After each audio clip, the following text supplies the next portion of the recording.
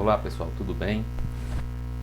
Continuando com a nossa aula, né, sobre os efeitos da corrente elétrica, né? Agora o que é que a gente vai fazer? A gente vai observar a corrente elétrica passando por uma palha de aço, né, o famoso bombril. Então, vamos à aula. Bom, aqui eu fiz um condutor de palha de aço, né? Então aqui tem a palha de aço entre aqueles eletrodos da minha cuba, né? E os terminais dessa palha de aço, né, que funciona como um condutor de eletricidade, né? Os terminais estão aqui, nesse bipolo aqui, né? B1, B2. Então o que é que a gente vai fazer? A gente vai passar uma corrente, né? Uma corrente relativamente forte, né? Elevada. E essa corrente é elevada exatamente por quê? Porque a palha de aço, né, é o único elemento que vai limitar o valor dessa corrente, a resistência elétrica dessa palha de aço aí que eu estou colocando no circuito, né? E vou fazer passar uma corrente elétrica. Para que não seja uma corrente elétrica muito estúpida, né, eu vou usar um transformador. O que é que esse transformador faz? Ele entra com a tensão da Enel, né, 220 volts. Esse transformador é um transformador de 500 watts, né? Então eu vou entrar do lado de cá, o lado que é ligado à fonte é chamado primário, né? Então no primário eu vou entrar com 220 volts. E no secundário, para alimentar o circuito que está a palha de aço, né, vai sair 127 volts. Então para a gente ver o funcionamento do nosso transformador, ele é um equipamento, né, que funciona à base do eletromagnetismo, né? No primário eu entro com 220, crio um campo magnético, esse campo magnético se confina no interior dessas chapas de aço e vai enlaçar as espiras ou os enrolamentos do secundário. Como o secundário tem menos espira, a tensão induzida no secundário, né, ela é 127 volts somente, né? Então com essa tensão de 127 volts, vou alimentar o primário do meu transformador com 220, né? Ou a tensão da Enel do momento, né? Então, calibre de tensão, meu instrumento aqui, selecionar para tensão alternada, tá? Para medir tensão alternada, né? E vou pegar os terminais desse instrumento, né? Para ver qual é a tensão que sai aqui do lado de cá.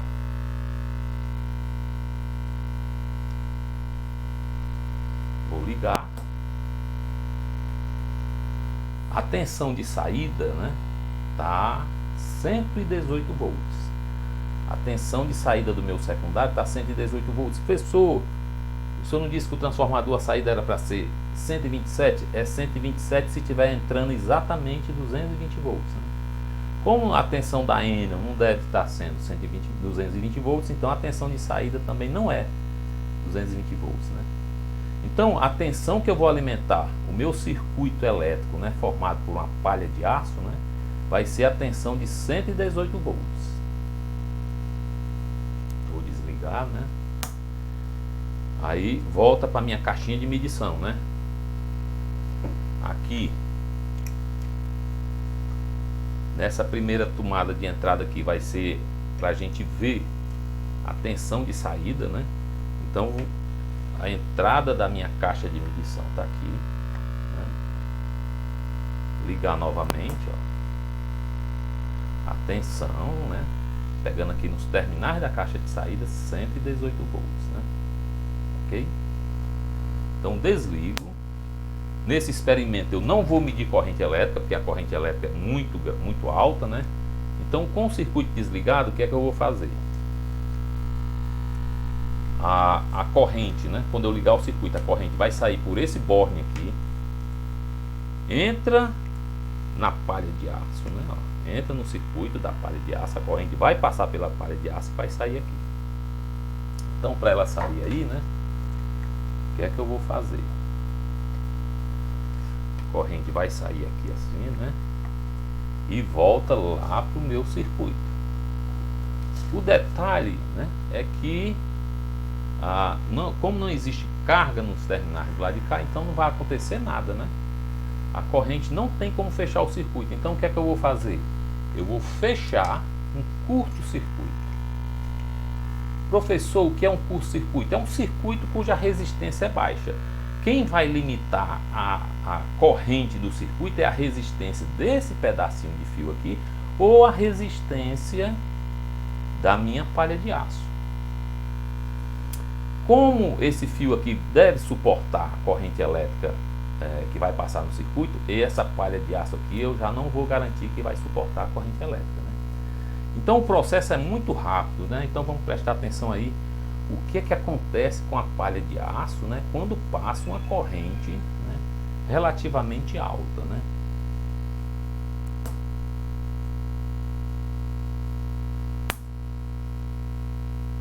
Ligou direitinho?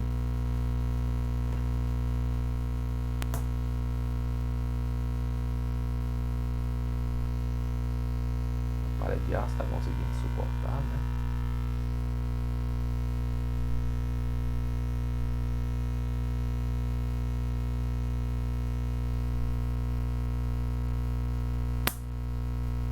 Está circulando corrente mesmo.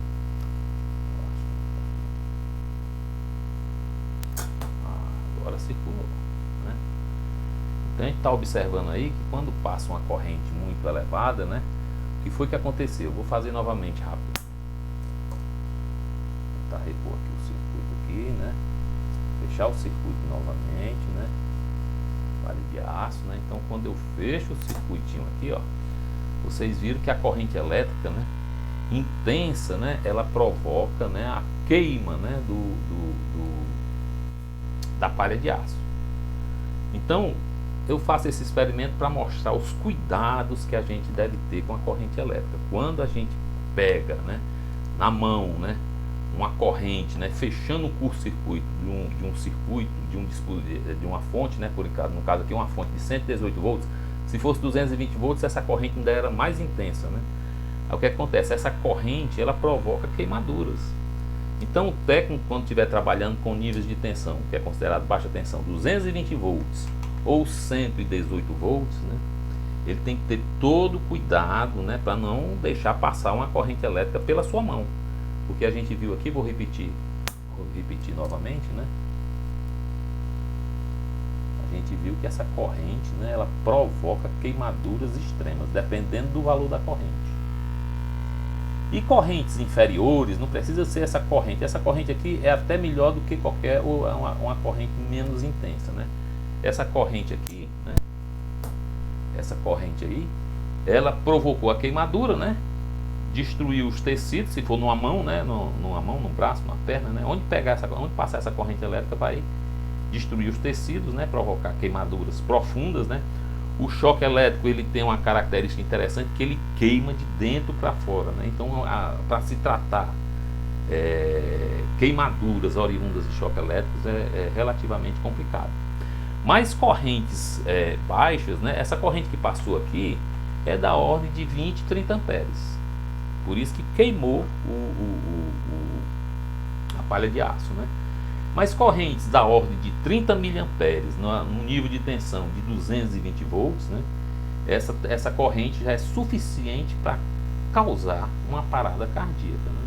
Uma parada cardíaca, uma parada respiratória, né? Mas o problema pior da corrente elétrica de baixas intensidades, é o problema da fibrilação. Se ela passar do braço direito para o braço esquerdo, ela passa através do coração. Se você levar um choque elétrico, né? Se eu, por exemplo, pegar nos terminais desses meus eletrodos aqui, eu desliguei, né? E a corrente passar da mão direita para a mão esquerda, ela fatalmente passa pelo coração. Então toda corrente que circula, né, passando através da linha do coração, essas correntes são altamente perigosas e elas podem causar um problema chamado de fibrilação, onde a fibrilação é o movimento desordenado do músculo cardíaco. Então se você ficou submetido a uma corrente elétrica e sofreu fibrilação do seu coração, você fatalmente vai morrer. Você só escapa se tiver um desfibrilador, né? Então no período de 5 a 10 minutos você tem que ter um desfibrilador para você conseguir voltar a ter o batimento cardíaco normal. Então o efeito da corrente elétrica, né, no choque elétrico, né, quando é de alta intensidade, ela provoca queimaduras. Correntes da ordem de 30 a 40 miliamperes, né, pode provocar fibrilação do coração, né? Fibrilação, tetanização, né? Muita gente já ouviu falar que o cara levou um choque na geladeira e ficou grudado na geladeira. É porque a tendência ali do choque elétrico é tetanizar os músculos, né? Pessoal, o que é tetanização? Tetanização é uma resposta instintiva do corpo humano de querer segurar, né?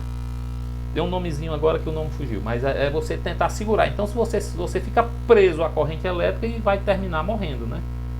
Porque essa corrente vai provocar parada respiratória, parada cardíaca, etc, né?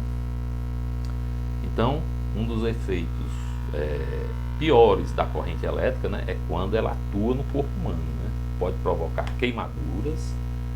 Vou refazer aqui só para a gente ficar bem claro, né, que essas correntes intensas, né? Professor, como foi que o senhor fez essa corrente intensa? Eu fiz a corrente ser limitada, né, simplesmente pela palha de aço. Então aqui tem uma palha de aço, né, para mostrar a queimadura provocada pela corrente elétrica. Professor, por que é que surge essa queimadura e essa temperatura elevada que gera até fogo, né? Gera chama?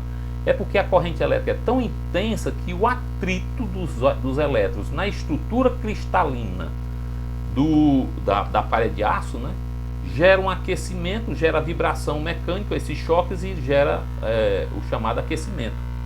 Esse aquecimento devido à corrente elétrica recebe um nome especial chamado efeito Joule, né?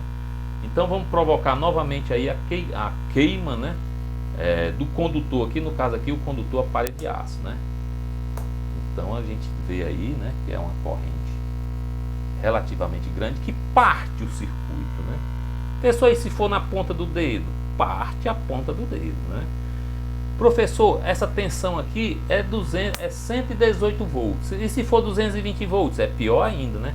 Por que o senhor não fez com 220 volts? Porque se eu fizer com 220 volts, a corrente, né, vai ser tão elevada instantaneamente que vai desarmar o disjuntor do prédio, o disjuntor do apartamento. Então, como eu não quero desligar o apartamento, eu usei um transformador para baixar o nível de corrente, né? Então eu baixei o nível de corrente, eu posso ligar aqui de novo, né? Como é que eu baixo o nível de corrente de curto-circuito? Baixando a tensão. Então essa corrente foi suficiente para queimar a palha de aço, né, e não desarmar o disjuntor do prédio, porque senão interrompia a gravação, né, porque parava tudo. Ok? E os efeitos nocivos no corpo humano: queimaduras, né, tetanização, quando a corrente atinge determinado valor, que é você se prender, é um movimento que você não tem controle, você se agarra com o fio, né? É tanto que quando a gente testa, né, se um condutor tem tensão ou não, a gente testa pela parte de fora da mão, porque se você for querer fechar, você fecha